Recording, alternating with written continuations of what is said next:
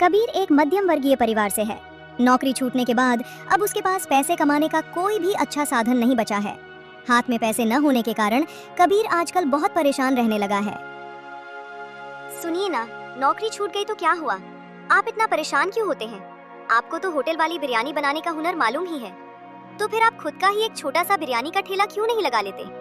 अरे, ये तो मैंने सोचा ही नहीं था। ये तो वाकई बहुत अच्छी बात है। और जब बात इतनी अच्छी है तो फिर शुभ काम में देरी क्यों? चलो आज से ही अपना काम शुरू करते हैं। अब कबीर के पास बैठने का वक्त नहीं था। कबीर और उसकी पत्नी अनीता दोनों बाजार पहुंचे और दुकान के लिए जरूरी ताज़ा मटन, मसाले और सारा सामान खरीद कर ले आए। कबीर और अनीता ने एक पेड़ के नीचे अपना ठेला लगाया और दोनों मिलकर वहीं बिरयानी पकाने लगे। देखते ही देखते ताज़ा मटन बिरयानी बनकर तैयार हो गई। अनीता, बिरयानी तो हमने बना ली, लेकिन ग्राहक कहाँ से आएंगे? क्या कहूँ आपको, आपके हाथों की बिरयानी से ऐसी लाजवाब खुशबू आ रही है ना कि ग्राहकों को हमें ढूंढना नहीं पड़ेगा। कबीर और अनीता अभी आपस में बात कर ही रहे थे कि तभी एक ग्राहक उनके ठेले के पास आया और रुक गया। बहन जी, क्या कहूँ आपको, आपके यहाँ से ऐसी लाजवाब खुशबू आ रही है कि मुझे 1 किलोमीटर दूर से यहाँ खींच लाई। आखिर क्या बनाया है आपने जो इतना खुशबूदार है? जी भाई साहब, हमने मटन बिरयानी बनाई है।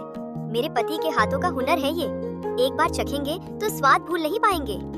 अरे वाह, मेरी तो सबसे पसंद की चीज बनाई है आप लोगों ने। खुशबू तो लाजवाब है। जरा जल्दी से एक प्लेट लगा दीजिए बहन जी। ग्राहक ने बड़े मजे से पूरी प्लेट खत्म की। भाई साहब, आप लोग जो भी कहें, बिरयानी का स्वाद बहुत ही बढ़िया है। इसे खाकर ऐसा लग रहा है जैसे आप पहले किसी बहुत बड़े होटल में काम कर चुके हैं। हाँ भाई साहब, आपने बिल्कुल सही पहचाना। पहले मैं एक बड़े होटल में ही काम करता था, पर कुछ वजहों से वो काम हाथ से छूट गया। चिंता न करें भाई साहब, अगर आपकी बिरयानी का यही स्वाद रहा ना तो यकीन मानिए एक दिन आप खुद का इससे भी बड़ा होटल खोल लेंगे। आपके हाथों में वाकई वो जादू है। आप चिंता ना करें, हमारी दुकान में स्वाद हमेशा ऐसा ही रहेगा। भाई साहब, मैंने अक्सर देखा है कि जब दुकान अच्छी चलने लगती है तो लोग ग्राहकों के बारे में सोचना बंद कर देते हैं। ग्राहक ये बोलते ही वहाँ से चली जाती है और एक प्लेट बिरयानी अपने घर के लिए लेकर जाने लगती है। देखते ही देखते कबीर के हाथों का जादू लोगों के सिर चढ़कर बोलने लगा। कुछ ही समय बाद वहाँ ग्राहकों की भारी भीड़ जुटने लगी और देखते ही देखते बिरयानी का पतीला खाली हो गया। यही सिलसिला अगले दिन भी जारी रहा और अब कबीर और अनीता के पास अच्छी खासी रकम जमा हो चुकी थी। सुनो ना, अब हमारे पास काफी पैसे जमा हो गए हैं। मुझे लगता है कि अब हमें अपना एक खुद का ढाबा खोल लेना चाहिए। सही कहा आपने। इस ठेले ने हमें यहाँ तक पहुँचाया है, पर अब आगे बढ़ने का वक्त है। और कितने दिन इस ठेले पर गुजारेंगे? चलिए कल ही जाकर कोई अच्छा सा ढाबा किराए पर देखते हैं। अनीता की बात कबीर को जच गई और अगले ही दिन से उन्होंने एक ढाबा किराए पर ले लिया। काम बढ़ने लगा था, इसलिए उन्होंने अपनी मदद के लिए एक नौकर भी रखा जिसका नाम था राजू। देखो राजू, जब तुम यहाँ आए थे तो तुम्हें होटल के काम का कुछ भी मालूम नहीं था। मैंने तुम्हें अपना हुनर सिखाया और बिरयानी बनाना भी सिखा दिया है। अब बस मन लगाकर और ढंग से काम करना, ठीक है? जी मालिक, आप बिल्कुल चिंता ना करें। आपने मुझ पर भरोसा किया और मुझे इतना कुछ सिखाया, इसके लिए मैं आपका बहुत शुक्रगुजार हूँ। आपको कभी कोई शिकायत का मौका नहीं मिलेगा, ये मेरा वादा है।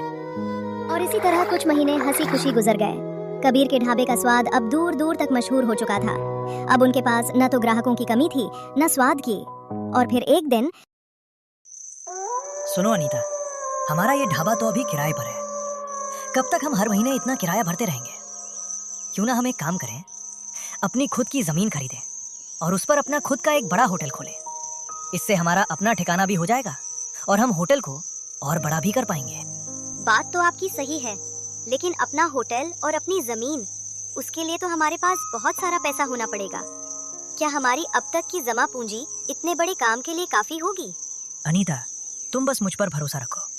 अगले 2-3 महीनों में हमारे पास काफी पैसे हो जाएंगे। तुम पैसों के बारे में बिल्कुल मत सोचो, वो चिंता तुम बस मुझ पर छोड़ दो।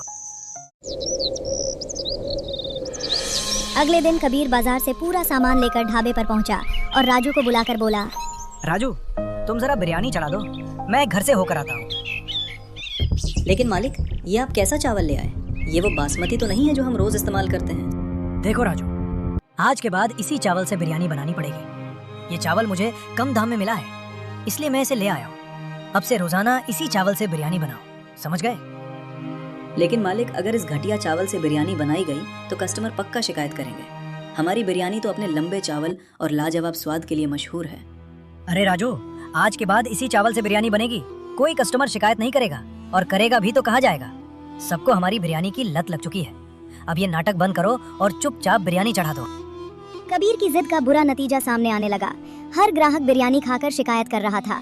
तभी वहाँ एक बुजुर्ग आदमी पास ही रुक के बड़े ध्यान से सबकी बातें सुन रहा था। उसे कबीर की नीयत पर कुछ शक होने लगा था। अगले दिन कबीर जब बाजार से मटन लेकर आता है। अरे मालिक, ये आप शायद गलती से दूसरा मांस लेकर आ गए हैं। इसे ध्यान से देखिए, ये तो मटन बिल्कुल नहीं लग रहा है। मुझे नहीं मालूम कि ये किसका मांस है, बस सस्ते में मिल रहा था इसलिए ले आया।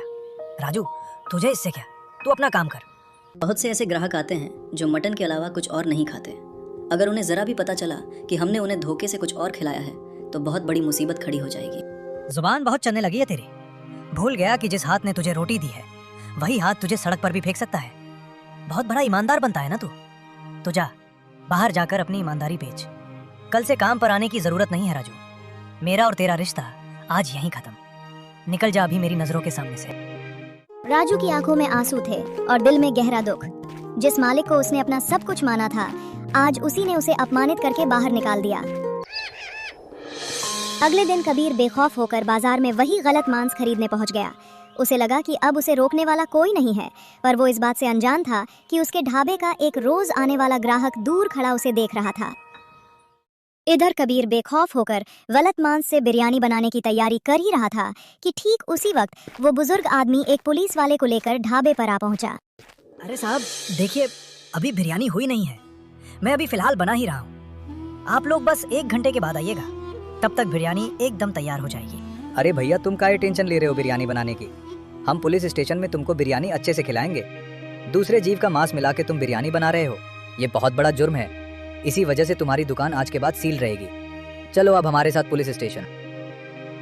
कबीर के लालच ने उसे जेल की सलाखों के पीछे पहुंचा दिया और पुलिस ने उसका ढाबा सील कर दिया। ईमानदारी के लिए मशहूर वो दुकान आज धोखे की वजह से बंद पड़ी थी।